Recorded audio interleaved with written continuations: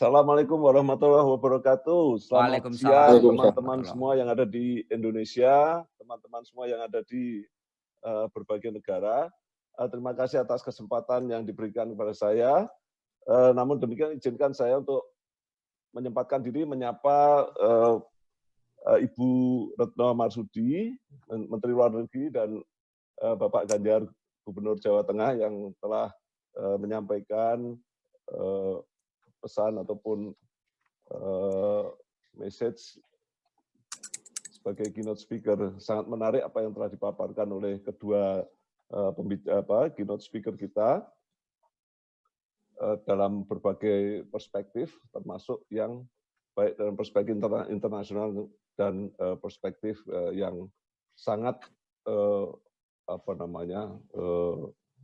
di lapangan gitu ya istilahnya. Saya juga ingin berterima kasih atau mengucapkan selamat juga kepada Bapak Ari Dwi Payana, Sekjen Kagama, dan juga teman-teman lain yang mengorganisasi acara ini. Baiklah, untuk menyingkat waktu karena memang kita waktu sangat terbatas, izinkan saya menyampaikan apa yang ingin saya share kepada teman-teman. Sebenarnya datanya secara luas bisa didapatkan di berbagai sumber. Namun demikian, izinkan saya pada kesempatan ini untuk juga share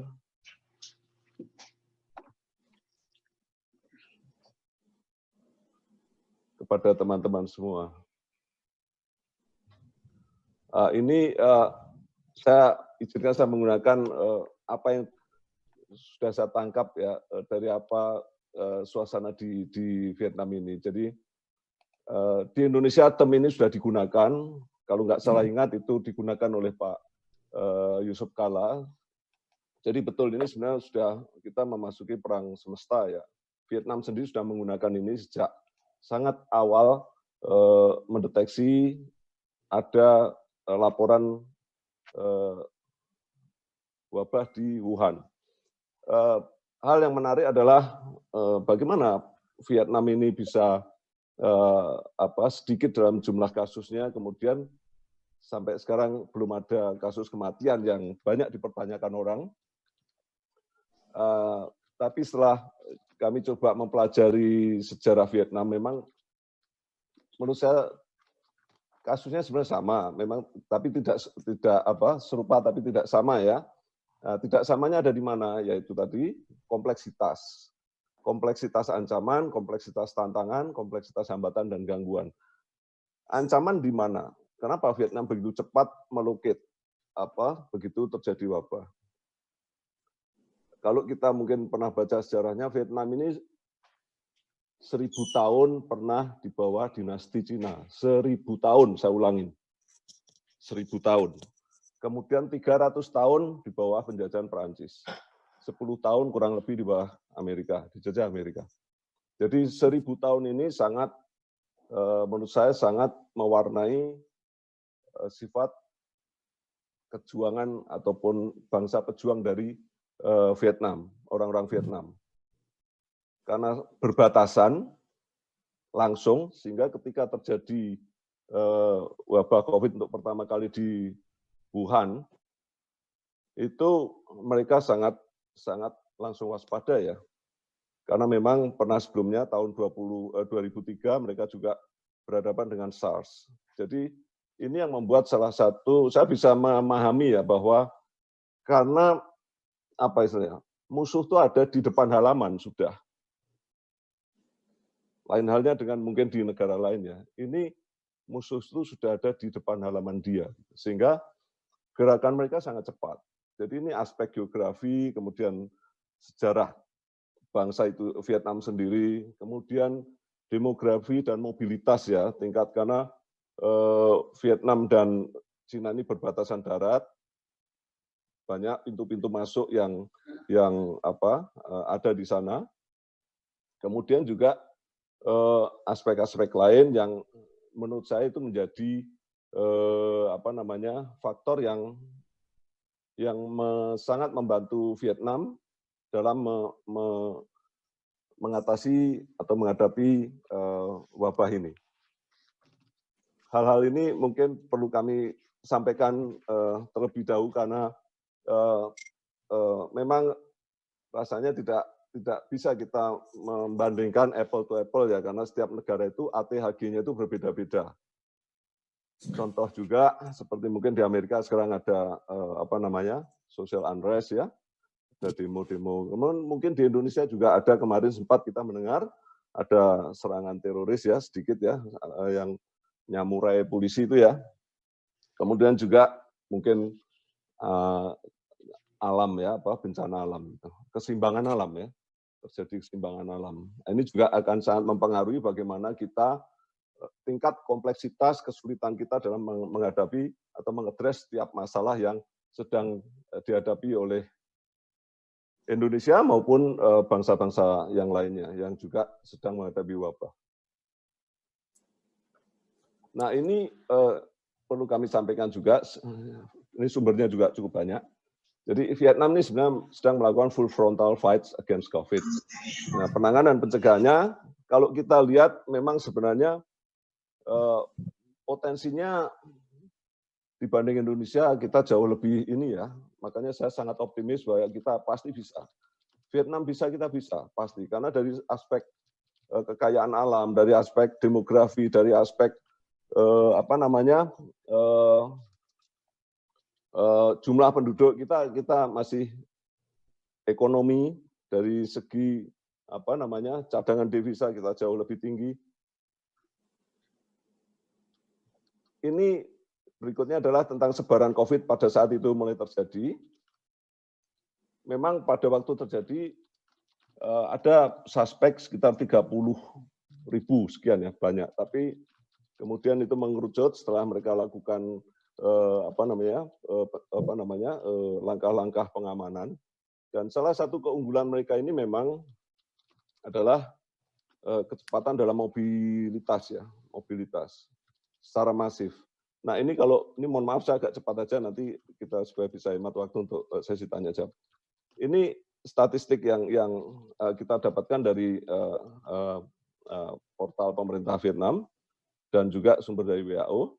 Jadi memang jumlah yang sampai sekarang itu per tanggal 4 Juni kemarin 328, masih zero kematian, dan yang recover sudah mencapai 302. Alhamdulillah sampai hari ini tidak ada warga negara Indonesia yang positif atau terkena ini wabah. Dan ini menjadi menarik ketika kok bisa ya, ini saya yakin menjadi pertanyaan banyak orang. COVID itu masuk Vietnam tanggal 23 Januari. Vietnam kondisinya dari sumber yang kami kumpulkan, dia hanya punya 80.000 dokter. Ada kurang lebih 125 perawat. Kalau kami lihat di sini fasilitas rumah sakit di sini umumnya sangat sederhana. Bisa dibilang malah orang menyebut peralatannya udah kuno sebenarnya, banyak yang kuno. Kemudian umumnya rumah sakit penuh di sini, penuh sesak gitu ya, kayak di kita mungkin rumah sakit seperti di Fatmawati begitu ya, RSCM. Mohon maaf Pak, menyala bisa tolong di full screen nggak Pak? Terima kasih. Iya, terima kasih Pak. Di mana ya full screen? Aduh, gapteknya kelihatan nih. Di kanan bawah Pak. Kanan bawah. Ya. Oh ini ya, sorry. Ya, kiri Pak, kiri. Oh, kiri. Ya, kiri, gambar screen. Oh, maaf, tetap di kanan tapi tadi maaf, kanan bawah ada gambar screen itu Pak. Kanannya itu Pak, kanannya dikit. Kanannya. Ini. Ya. Nah, ini udah mata tua Pak. Mohon maaf nih. Pak, terima kasih. Makasih Mbak. Nah ini kurang lebih gambaran fakta yang ada terkait dengan rumah sakit ya, fasilitas kesehatan. Sangat sederhana, rumah sakit hanya 1.150 dan itu umumnya di urban area 180. Saya lanjutkan. Tadi Ibu Menlu menyinggung bahwa ternyata dengan wabah ini kualitas ataupun tingkat kemajuan fasilitas infrastruktur dari suatu negara bukan ukuran. Ini yang menjadi sangat menarik. Nah, menurut saya ya Indonesia itu jauh di atas Vietnam. Kita nggak perlu khawatir itu. Nah, sekarang Vietnam memasuki 60 hari penambahan nol COVID. Sudah 60 hari, alhamdulillah. Saya membayangkan Indonesia akan segera seperti ini. Segera. Sudah 60 hari Vietnam bebas COVID. Kalau ada berita 1, 2, atau 3 kemarin itu karena itu imported case, jadi berasal dari orang-orang Vietnam, warga negara Vietnam yang direpatriasi dari luar negeri. Jadi yang mereka itu sudah terkena dari luar negeri, tapi sudah dikarantina di sini. Nah, ini hal-hal yang menurut saya menjadi driving force, faktor yang menentukan keberhasilan Vietnam dalam tahap pertama. Apa itu? Tahap pertama adalah melokalisir. Satu adalah waktu itu pemerintah Vietnam langsung membentuk National Steering Committee. Ini langsung diketuai oleh Wakil Perdana Menteri Vietnam. Dan inilah sebenarnya driving force dari semua pergerakan perangkat-perangkat ataupun elemen-elemen di Vietnam. Saya bisa indikasikan pertama adalah mobilisasi ini, mohon maaf nih salah nih, bukan mobilitasi. Mobilisasi tenaga medis, polisi, tentara, kemudian juga ASN Pak ya, pegawai negeri ya, civil servant ya. Kemudian sampai kader-kader partai. Nah, ini ada satu keuntungan memang ya, sistem negara yang sentralistik. Nanti orang pasti meragukan juga dengan datanya, kami bisa memahami itu. Yang kemudian adalah dalam waktu yang tidak terlalu lama, mereka sangat kreatif dan masif dalam memberikan atau melakukan semacam SMS blast gitu ya.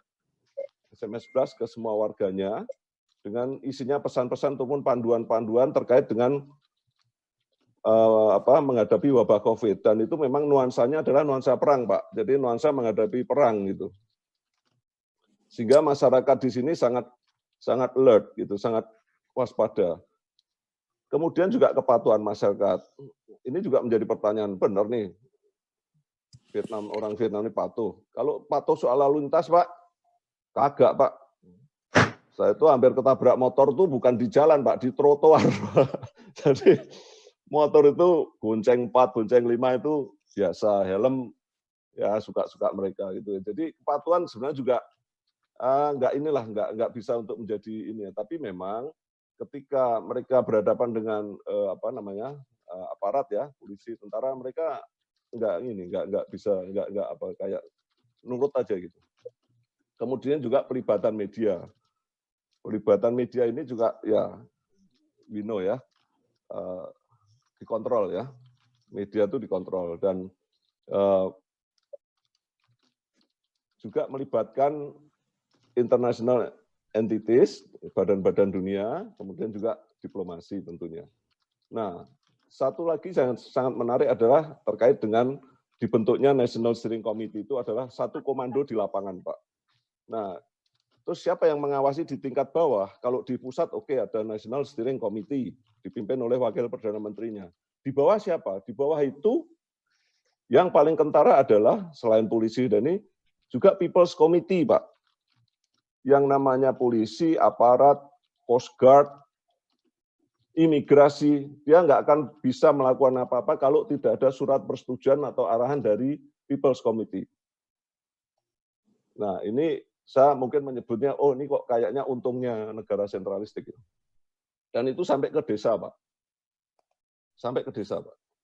Jadi ketika saya misal kemarin membantu teman-teman pemulangan ABK, Pak ya, anak buah kapal itu, kalau dari ya namanya ini Pak ya, kita ke imigrasi nggak mempan Pak, untuk minta visa untuk mereka nggak mempan Pak. Jadi kita harus ke People's Committee dulu, kita harus minta persetujuan mereka itu. Kemudian juga penegakan hukum, nah ini nyata ini Pak, jadi memang ada dikenakan denda kurang lebih sekitar 400 sampai 800 dolar, termasuk ketika untuk penegakan PSBB. Ini sangat ini. Juga termasuk untuk membatasi atau menindak disinformasi Pak ya, berita-berita hoax itu sangat menguntungkan bagi sistem pemerintahan di Vietnam itu, bisa mengkonten atau melocate berita-berita hoax, sehingga tidak mengacaukan upaya penanganan wabah. Ini beberapa hal yang juga secara paralel mereka menyebutnya dengan dual goals gitu ya. Jadi selalu ada satu mengatasi wabah, yang kedua adalah untuk menggerakkan perekonomian maupun kegiatan sosial. Nah, ini yang mereka lakukan. Jadi mereka sudah sekarang ini beberapa hari yang lalu mereka sudah mencanangkan bahwa wabah COVID ini adalah perang jangka panjang, Pak.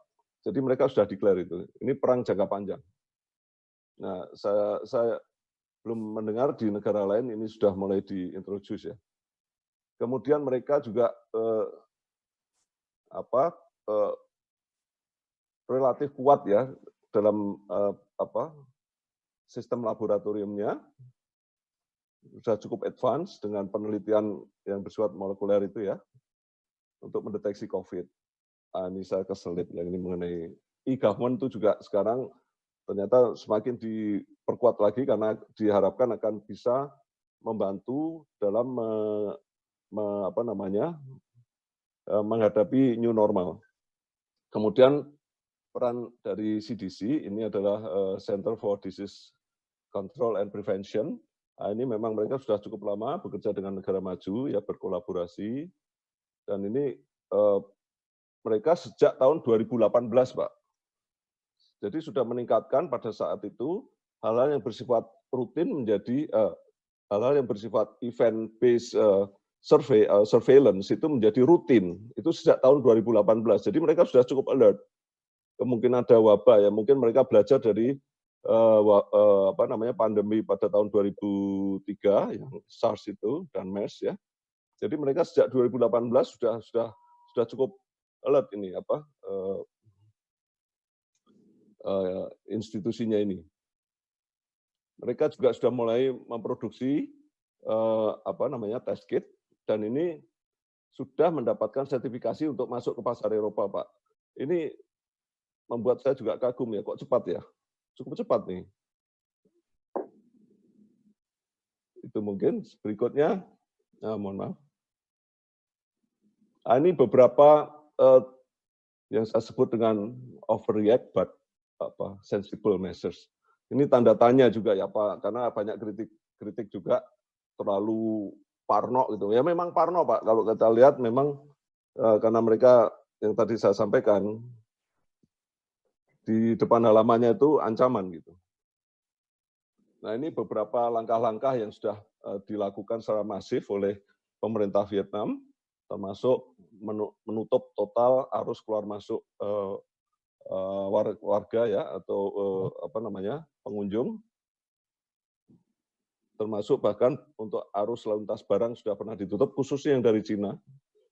Nah, sebagaimana kita tahu bahwa banyak produk-produk mereka tuh bahan-bahan yang ngambil dari Cina dan mereka jual juga ke Cina gitu.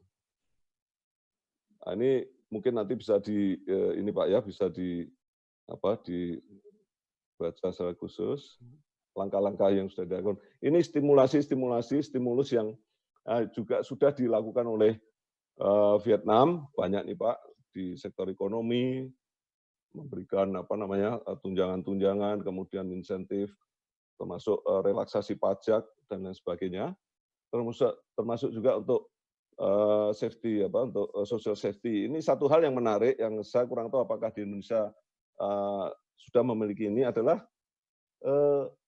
pemerintah Vietnam itu memberikan semacam pinjaman bagi warga negara Vietnam yang sudah memiliki kontrak kerja untuk bekerja di negara lain, khususnya di Eropa. Jadi itu kan harus ada semacam deposit, Pak.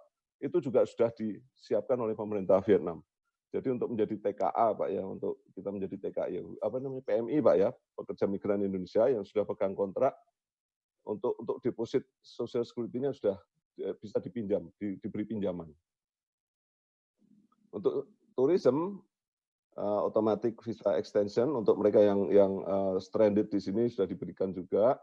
Kemudian mungkin Bapak, teman-teman semua sudah mendengar, Vietnam akan membuka satu pulau destinasi wisata yang kalau di Indonesia mungkin Balinya gitu kali ya.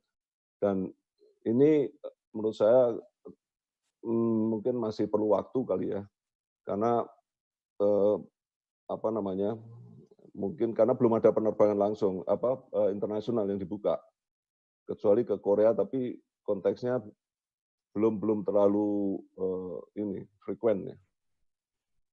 Kemudian juga kemarin kami mendengar akan diberlakukan e-visa untuk 80 negara. Ini yang agak mengejutkan, Indonesia kok nggak ada ya di 80 negara ini. Sementara saya pikir tadinya selected country aja, yang mungkin negara yang sudah bisa mengatasi COVID. Tadi ternyata di situ ada India yang tadi sudah disebutkan oleh Ibu Menlu, jumlahnya kasusnya masih tinggi sekali.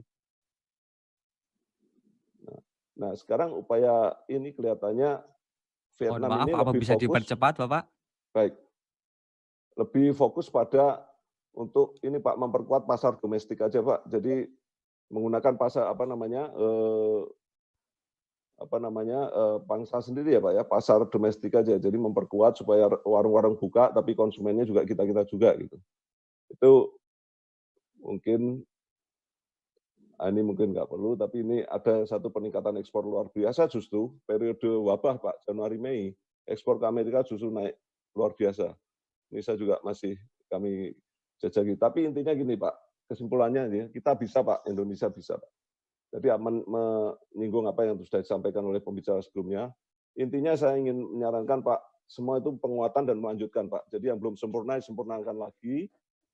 Yang belum dirasa belum kuat kita kuatkan, termasuk dalam mobilisasi sumber daya kita, kemudian juga termasuk penguatan kerjasama gotong royong, semangat berbagi sesama anak bangsa senasib, dan penguatan kesadaran dan kepatuhan diri keluarga dan lingkungan. Itu yang saya perhatikan, itu yang perlu kita segera wujudkan Pak.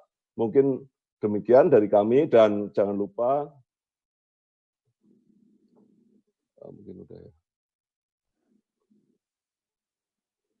Mungkin itu Pak, sedikit paparan dari kami. Terima kasih atas waktu dan kesempatan yang diberikan kepada saya. Wassalamualaikum warahmatullahi wabarakatuh.